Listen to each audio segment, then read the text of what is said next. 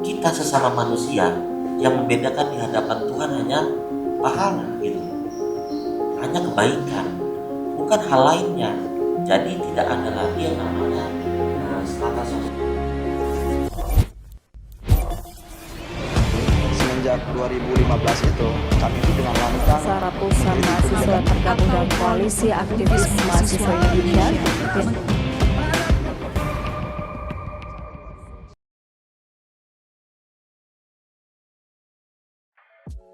Assalamualaikum warahmatullahi wabarakatuh. Salam sejahtera bagi kita semuanya. Kembali lagi bersama saya Wisnu Jamil, Koordinator Koalisi Aktivis Mahasiswa Indonesia. Hari ini kami mengundang salah satu anak muda dan juga aktivis mahasiswa yang sangat fenomenal, dan nama beliau memang tidak asing lagi di kalangan para aktivis Indonesia, bukan hanya di Jakarta tetapi di seluruh Nusantara. Selamat datang Bung di narasi kami. Terima kasih narasi kami. Assalamualaikum warahmatullahi wabarakatuh. Shalom. Waalaikumsalam warahmatullahi wabarakatuh. Ya, hari ini saya bersama Tum Bintang. Selama 1 jam ke depan kami akan membahas secara tuntas dan lugas terkait buku Titik Nol Pancasila. Buku ini merupakan sebuah mahakarya Tum Bintang Wahyu Saputra dalam memberikan inspirasi tentang Pancasila kepada seluruh anak-anak muda di pelosok negeri ini.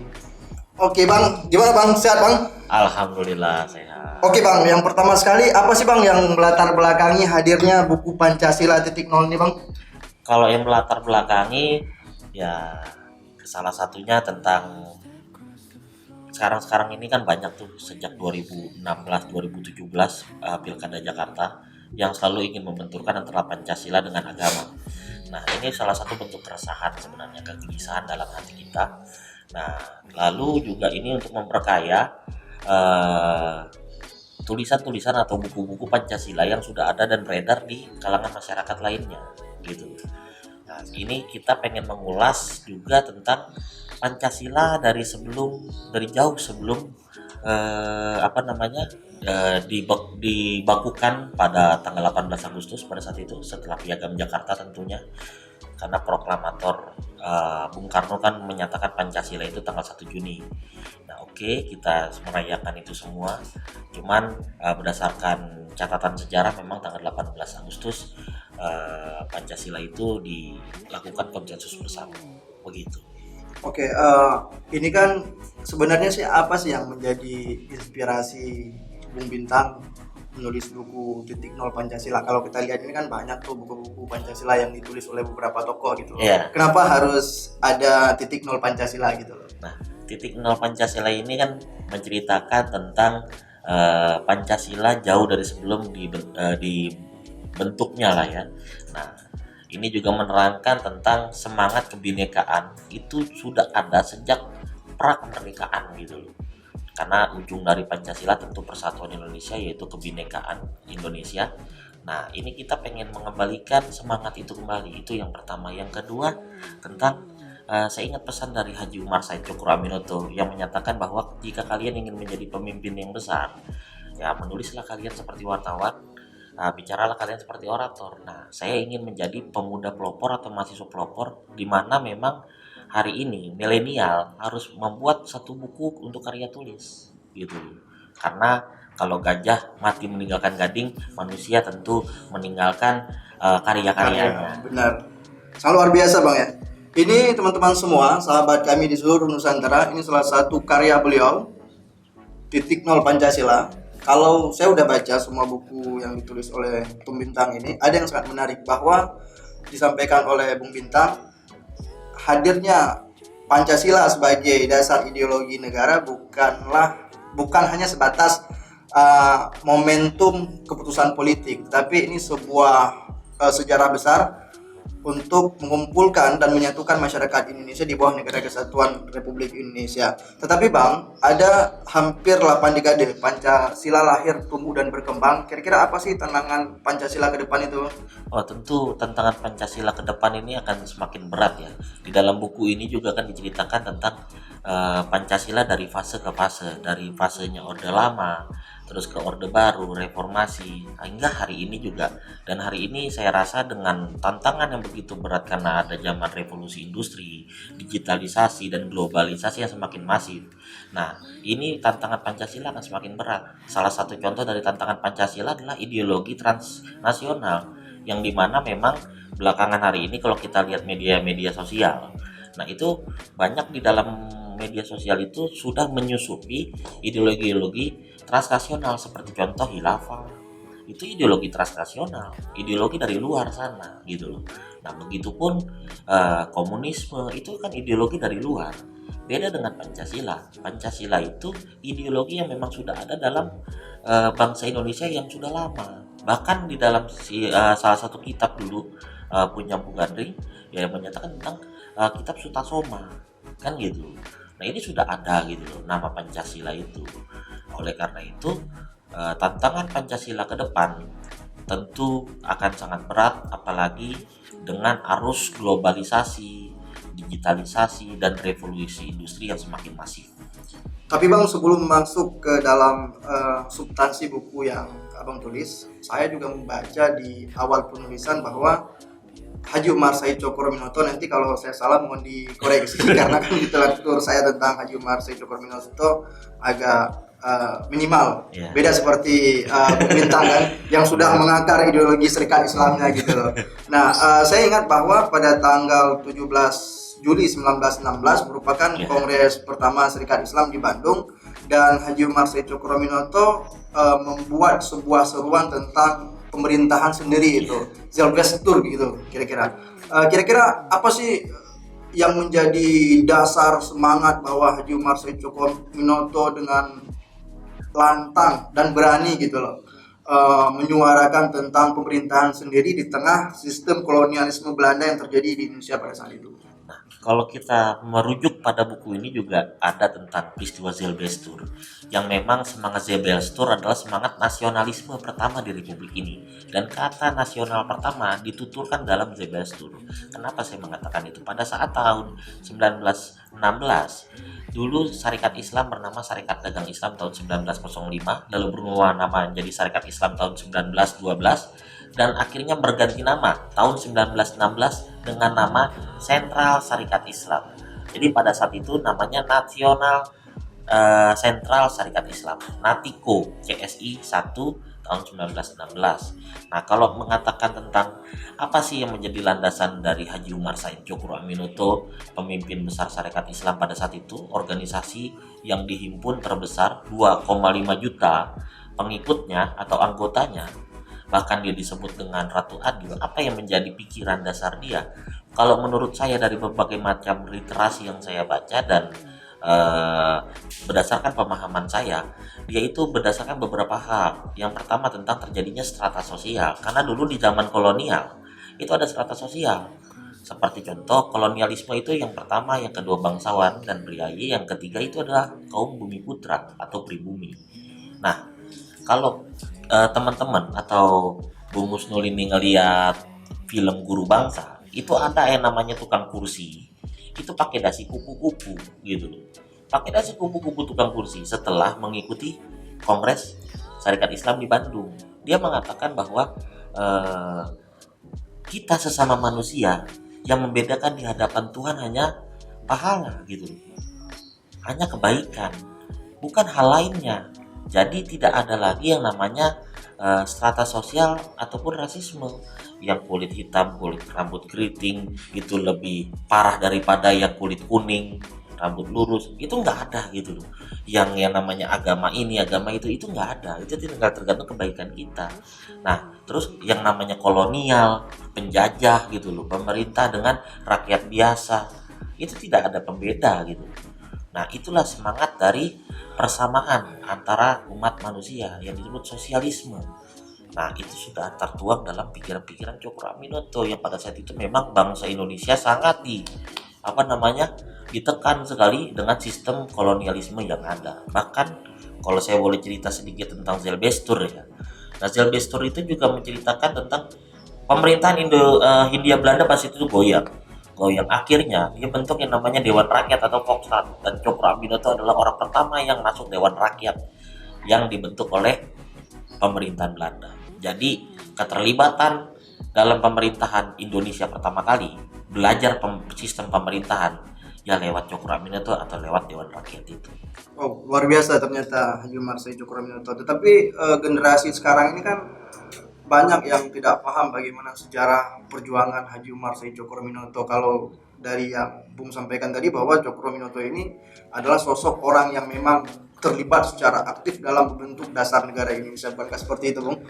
Ya, saya nggak bisa mengatakan itu satu sisi itu kan kalau kita bisa katakan ya mengklaim lah. Saya tidak bisa mengatakan itu. Cuman saya hanya bisa merefleksi kembali apa saja yang dia sudah lakukan.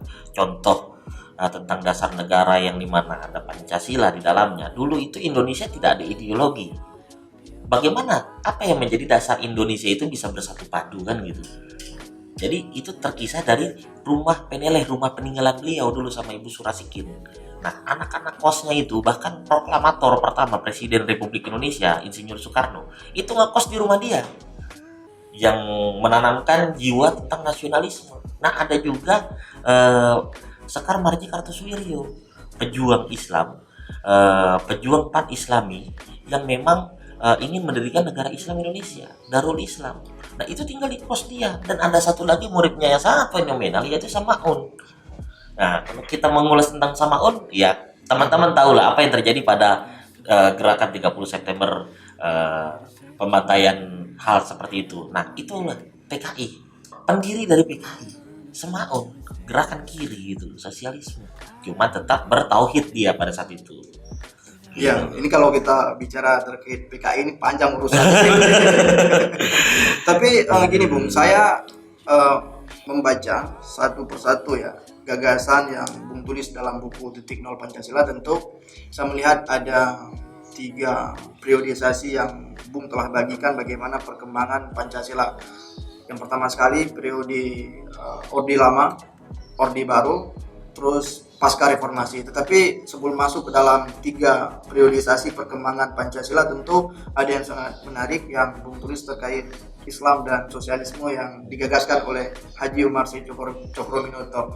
Kalau saya tidak salah, bahwasanya saya membaca bahwa ada 3 konsep dasar yang diusungkan oleh Haji Umar Said Cokroaminoto terkait Islam dan sosialisme. Yang pertama sekali adalah kemerdekaan, terus persamaan dan persaudaraan. Itu bagaimana sih implementasi ketiga konsep dasar itu? Kira-kira dalam konteks Pancasila itu seperti apa? Oke, kalau dalam konteks Pancasila, saya ingin mengatakan bahwa Islam dan sosialisme itu berdasarkan 3 pilar itu seperti yang tadi Bung Husnul katakan.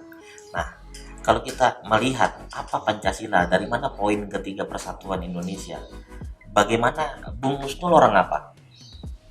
Asal mana? Asal dari Aceh. Aceh. Saya orang Jakarta. Kalau kita tidak ada Pancasila, mungkin kita tidak bisa berkomunikasi seperti ini. Kan begitu. Itu asas persamaan, gitu loh. Oleh karena itu, Cokroaminoto melalui tulisannya akhirnya di dalam Sumpah Pemuda lewat Pan Islami pada saat itu, dia menuturkan ada yang namanya kepanduan gitu. Ada semangat persatuan dan persamaan, persaudaraan satu dengan lainnya. Tahun 1928 anak-anak muda itu pada berkumpul mendeklarasikan saya tanah air Indonesia, saya bangsa Indonesia, saya bahasa Indonesia, kan gitu. Nah, hal itulah yang juga menjadi salah satu dasar dari Pancasila jauh dari sebelum penetapannya. Jadi Pancasila itu bukan dari satu orang, bukan dari satu golongan, bukan dari satu kelompok. Pancasila merupakan konsensus bersama yang dimana terdiri dari unsur agama. Ada ketuhanan yang Maha Esa, itu unsur agama. Ada unsur kebudayaan, ada unsur sosial, dan unsur-unsur lainnya. Bahkan dalam tim perumus 9 Pancasila lewat PPKI itu terbagi. Ada bidang profesinya, ada yang keterwakilan agama, ada keterwakilan lain-lain. Bahkan ada non-Islam gitu di dalam perumusan Pancasila. Gitu Bung yang saya mengerti. Ya, tentu kalau saya melihat dari penjelasan Bung Bintang. Tentu kritik yang sangat pedas itu terhadap tafsir Pancasila di Orde Baru itu. Kira-kira bisa, maksudnya bagaimana sih kira-kira pandangan Bung terhadap praktik Pancasila ketika zamannya Pak Harto itu seperti apa? Ya, praktik Pancasila di zamannya, mohon maaf ya, di zamannya Pak Harto ya kurang diilhami, kurang diamalkan bahkan di dalam kehidupan bermasyarakat dan bernegara. Salah satu contoh poin 4, keadilan sosial bagi seluruh rakyat Indonesia. Apa yang kita bisa ambil tafsir itu gitu. Kita sama-sama tahu gitu. Yang dimana kita pernah mengalami fase itu, mungkin saya kelahiran tahun 1992, tahun 1998 saya masih SD kan gitu. Saya melihat itu gitu. Nah, itu yang menjadi keluh kesah dan saya rasa nggak perlu kita bahas karena ya kita sama-sama tahu kan gitu. Ya paling tidak kan setiap pemerintah kalau yang saya lihat Ya. mereka kan punya tafsir sendiri itu terhadap Pancasila. Tentu ini kan tergantung selera penguasa dalam menafsirkan Pancasila itu seperti apa. Tetapi keinginan dan cita-cita dan hasrat bersama adalah untuk menciptakan masyarakat adil dan makmur. Betul. Nah, ada yang menarik hari ini Bung Bintang bahwa Pancasila sudah clear dan merupakan darul ahdi wa syahadah, merupakan negara kesepakatan bersama. Lalu pertanyaannya bagaimana internalisasi Pancasila di kalangan aktivis masyarakat kita, bahkan pejabat kita sendiri di era pasca reformasi ini seperti apa kira-kira? Nah, kalau masalah internalisasi bagaimana ya?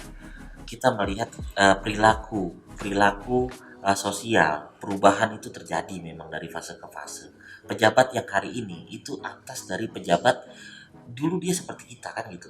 Di zamannya internalisasi Pancasila pada zaman itu kan yang tadi kita bahas Orde Baru. Akhirnya hasilnya seperti ini gitu.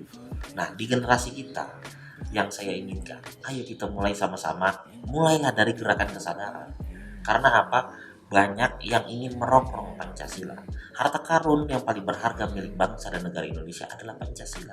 Kalau kita bisa lihat di Amerika, di lain-lain dan sebagainya. Di Amerika contoh ada rasis gitu loh, tentang kulit hitam dan kulit putih. Di Indonesia antara orang Aceh dengan orang Jakarta apakah ada bedanya? Tidak. Sama aja ya. Ada kesamaan di situ loh. Antara orang Jakarta dengan orang Papua ada bedanya? Tidak. Sama, kita satu bangsa gitu loh. Kita satu negara gitu loh. Jadi inilah harta karun yang perlu kita jaga bersama. Karena ini hasil dari konsensus bersama gitu loh. Bahkan saya mau bercerita sedikit tentang Pancasila bukan milik dari satu agama. Dulu sebelum Pancasila itu didirikan atau diproklamirkan oleh tim perumus Pancasila, tim 9, ada yang namanya Laskar Hizbullah. Ingat kan? Itu laskarnya orang Islam gitu. Itu laskar orang Islam untuk merebut kemerdekaan melawan kolonialisme. Tapi ada non-Islam. Di mana? Di batalion Jawa Barat, batalion 3 Jawa Barat, namanya batalion Yotam. Batalion Yotam itu isinya orang non-Islam. Artinya apa? Kemerdekaan kita itu direbut oleh bersama, bukan hanya Allahu Akbar dan lain sebagainya. Nah, itulah bentuk dari Pancasila, kebinekaan tunggal ika yang tetap mempunyai satu tujuan. Semoga kalau Pancasila ini tetap ada, saya yakin Indonesia bisa lebih maju dan lebih bangkit, bahkan bisa menjadi rujukan dunia. Amin. Berarti tentang konsep dasar Islam dan sosialisme yang diusung oleh Haji Umar Said Cokroaminoto, dan hari ini itu Bung sudah terjawab bahwa kita sudah menikmati kemerdekaan. Terus konsep yang kedua adalah terkait persamaan, bahwa setiap kita mempunyai hak yang sama gitu loh, tidak membedakan ras, suku, etnis maupun agama. Dan yang terakhir adanya persamaan gitu ya, adanya persaudaraan. Artinya ini kan dikonfirmasi ke sila ketiga ya, Persatuan Indonesia, bahwa seluruh anak bangsa mulai dari Sabang sampai Merauke kita punya sebuah kekuatan besar, yaitu persaudaraan di bawah bingkai Pancasila dan Negara Kesatuan Republik Indonesia. Tentu kalau kita lihat bahwa akhir-akhir ini kan ada tagline saya Pancasila gitu. Itu maksudnya urgensi tagline saya Pancasila itu apa sih sebenarnya? Kenapa harus ada saya Pancasilais gitu loh? Seolah-olah selama ini kita tidak Pancasilais, atau memang ada fenomena yang ingin merongrong Pancasila sehingga kita ingin menunjukkan bahwa kita itu benar-benar Pancasila gitu loh. begini, dalam menunjukkan eksistensi Pancasila tentu itu sangat penting, tapi tidak penting juga kita amalkan gitu loh. Jadi jangan melupakan dari substansi dari Pancasila itu. Nah, kalau saya rasa tagline dari saya Pancasila mungkin ini kan sistem dari, kalau saya mengacu pada teori politik itu ada yang namanya teori jauh moderni. Jadi sesuatu yang kita masukkan secara terus-menerus itu akan dinyatakan menjadi suatu kebenaran walaupun itu suatu kesalahan. Nah, ini yang dilakukan gitu loh, supaya mengilhami Pancasila mungkin dengan tagline saya Pancasila. Nah, ini akan menjadi libido kita untuk lebih mencintai bangsa dan negara lebih bangkit gitu loh. Cuman kalau dikatakan urgensi, ya tentu tidak terlalu urgen. Kalau dikatakan tantangan, ya tentu ada tantangan. Yang tadi saya katakan, ideologi transnasional itu sangat berbahaya. Salah satu contoh efek dari ideologi transnasional itu adalah pemboman, radikalisme, anarkisme, itu ideologi transnasional. Dan hal itu di luar jalur agama. Karena radikal, bom, dan lain sebagainya, ekstremisme, itu tidak diajarkan oleh agama manapun, termasuk Islam. Karena Islam adalah agama yang rahmatan lil alamin. Jadi kalau ada yang mengatakan orang Islam membom, ya nggak bisa. Karena tindakan membom sendiri itu sangat dibenci oleh Islam. Oke, saya sepakat apa yang Bung sampaikan. Tetapi kan fakta yang terjadi hari ini kan di beberapa daerah kan ada riak-riak kecil gitu loh. Sehingga saya melihat bahwa memang Indonesia ini harus menetapkan sosok yang menjadi duta Pancasila itu memang orang-orang yang seperti Bung Bintang ini yang fokus bicara tentang Pancasila, persatuan dan kebinekaan gitu loh. Artinya kan pemerintah juga harus melihat bahwa ini harus ada sosok anak muda yang digandeng, diangkat menjadi duta Pancasila untuk mengkampanyekan Pancasila di seluruh Indonesia. Ini saya lihat kemarin, kalau saya nggak salah nanti mau diluruskan, itu siapa sih artis itu yang diangkat sebagai duta Pancasila? Zaskia Gotik, Zaskia Gotik ya. Nah ini saya juga belum melihat ini misalnya kiprah beliau dalam mengkampanyekan Pancasila itu seperti apa gitu loh. Mungkin barangkali nanti teman-teman Kornas kami akan mengusulkan ganti aja gitu kan duta Pancasila gitu. Atau kalau paling tidak, kalau misalnya kita tidak mengganti duta Pancasila, paling tidak kita memperkuat gitu loh. Mari sama-sama kita menjadi duta Pancasila untuk mengkampanyekan Pancasila di seluruh Indonesia. Kira-kira gimana, Bung? Siap nggak kalau misalnya diajak bekerja sama untuk mengkampanyekan Pancasila di seluruh pelosok Nusantara ini? Begini, pertama saya ucapkan terima kasih sama Bung Husnul. Yang kedua, saya ingin menegaskan bahwa saya mensosialisasikan atau mengilhami Pancasila tanpa pamrih. Jadi tidak perlu saya menjadi duta baru membuat buku tulisan titik nol Pancasila, atau tidak perlu saya menjadi duta untuk mengkampanyekan bahwa ayo kita berbineka, kita semua bersaudara. Nggak perlu gitu loh. Jadi ini memang udah tugas lahiriah, apalagi saya sebagai seorang muslim. Jadi harus kita menyampaikan ilmu walaupun dengan satu ayat. Itu hukumnya wajib gitu loh. Tapi belum jadi duta Pancasila aja udah tulis titik nol Pancasila gitu ya. Apalagi kalau sudah jadi duta kan pasti karya-karya Bung akan menyebar, akan melakukan ekspansi di berbagai macam daerah gitu. Saya kira itu penting, Bung. Karena apa? Karena saya lihat hari ini bahwa harus ada memang kelompok yang konsisten ya, yang dekat dengan masyarakat, dengan aktivis untuk bicara persoalan Pancasila, terutama di kampus-kampus gitu loh. Karena bicara persoalan ideologi transnasional, terus bicara gerakan separatisme, radikalisme, itu sebenarnya masih ada, Bung. Nah, jadi kalau mengatakan tentang ideologi transnasional, terus apalagi gerakan radikalisme, ekstremisme dan lain sebagainya, itu semua kan dari pikiran, ideologi, ide dan logos kan gitu, terbagi dari dua kata. Itu semua dari pikiran yang akhirnya diilhami. Nah, bagaimana cara kita mempertahankan itu dan masyarakat khususnya anak-anak milenial itu tetap tetap bergairah dalam berbangsa dan bernegara? Saya rasa apa yang dikatakan Bung itu benar, cuman saya sekali lagi terima kasih dan saya tanpa pamrih. Oleh karena itu, dalam membentuk suatu pengamalan saya terhadap Pancasila, saya membentuk yang namanya relawan Pancasila Muda. Yang namanya relawan kan rela berkorban gitu loh. Jadi tanpa harus dilihat sama pemerintah, tanpa harus dilihat sama siapapun gitu loh. Ya kita jalan aja gitu loh. Nah, relawan Pancasila Muda itu juga terdiri dari organisasi kepemudaan dan kemahasiswaan lintas agama. Gitu loh. Jadi kita sama-sama, ayo kalau misalnya ada keributan di mana, di gereja sana ada keributan, ayo kita datang sama-sama gitu loh. Itu fungsi dari relawan Pancasila Muda, yang dimana kita anak-anak milenial mengamalkan Pancasila. Mungkin kita akan lebarkan bagi siapapun, kalau kami mau bergabung ya silakan, kan gitu. Jadi relawan muda Pancasila. Relawan Pancasila. Siap. Kita Kan kalau gitu. bicara persoalan Pancasila siap-siap aja. Iya. Apalagi Bung Bintang yang ngajak, nggak mungkin lah kita tolak kan. Apa Bung kira-kira harapan untuk generasi muda terutama mahasiswa terhadap internalisasi Pancasila ini ke depan seperti apa? Harapan saya terjadi suatu gerakan kesadaran dimulai dari diri sendiri. Ayo kita amalkan Pancasila dari lingkungan kita, dari kepribadian kita menggunakan sosial media. Karena ini zaman 4.0, tentu Indonesia sebagai lumbungnya dunia. Saya mengatakan Indonesia sebagai lumbung dunia. Kenapa? Indonesia tidak punya apa, emas dia punya Pak, gitu. Apalagi sumber daya alam apa yang Indonesia nggak punya, gitu. Oleh karena itu, ayo kita jaga. Dengan cara apa? Jangan mau diadu domba satu dengan lainnya.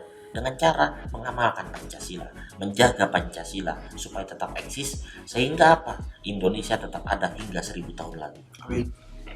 Bung, ini buku Titik Nol Pancasila saya berharap menjadi inspirasi ya bagi kolom-kolom muda, terutama para teman-teman aktivis dan mahasiswa yang memang aktif di kampus gitu loh. Dan ini buku ini kan juga menjadi sebuah rujukan ya untuk teman-teman bisa diskusi secara komprehensif.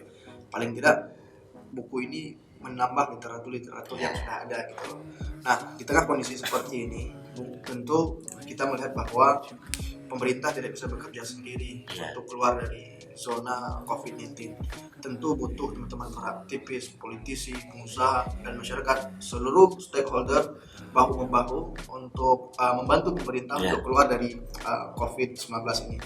Nah, kalau dalam perspektif Bung Bintang, kira-kira seperti apa? Mungkin ada kelompok-kelompok yang mencoba untuk mendiskreditkan pemerintah, merusak stabilitas dan citra pemerintah di tengah pandemi seperti ini. Kira-kira apa sih pesannya untuk kelompok-kelompok yang mencoba untuk mendiskreditkan pemerintah? Kalau saya rasa untuk kelompok-kelompok yang mendiskreditkan pemerintah dengan tujuan merusak stabilitas nasional, ya kita mahasiswa, kita pemuda, kita milenial, mari kita mengecam sama-sama tindakan tersebut. Karena tindakan tersebut tidak dibenarkan, baik secara agama, baik secara negara, bahkan baik secara Pancasila, gitu. Karena dia bisa merusak semuanya. Ini negara kita ini sedang diambang batas ini.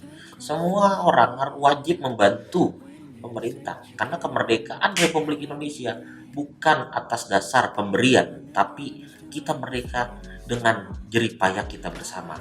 Semua terlibat, gitu. Semua terlibat. Nah, tapi kalau pengen memberikan masukan, saran ataupun kritik terhadap pemerintah dengan cara-cara misalnya diskusi, ya kan? Nah, itu yang benar gitu. Karena dengan kondisi yang seperti ini saya rasa juga pemerintah butuh masukan kita semua. Inilah sifat dari gotong royong dan sifat dari good government, gitu. Karena apa yang tadi saya bilang? Kita tidak ada yang bisa semua sendiri. Ini COVID bukan hanya Indonesia yang merasakan, seluruh dunia Pak. Seluruh dunia, bayangkan kalau pemerintah hanya bekerja sendiri, mau seperti apa kita, gitu. Oleh karena itu, saya mengajak kepada teman-teman, lebih baik ayo kita semua fokus bantu pemerintah dalam memerangi COVID-19 sehingga kita menjadi pemenang. Kalau ditanya apa yang sudah saya lakukan, bismillah, insya Allah Serikat Mahasiswa Muslimin Indonesia bersama dengan Satgas COVID, DPR RI, dan Polri itu akan melakukan vaksinasi nasional. Vaksinasi nasional untuk apa? Mencegah COVID-19 lebih luas lagi sehingga kita sebagai pemenang. Pemenang apa? Melawan COVID-19. Terima kasih Bung Bintang, dan saya ucapkan selamat ini atas launching buku Titik Nol Pancasila. Siap. Dan kami punya korwil di beberapa provinsi.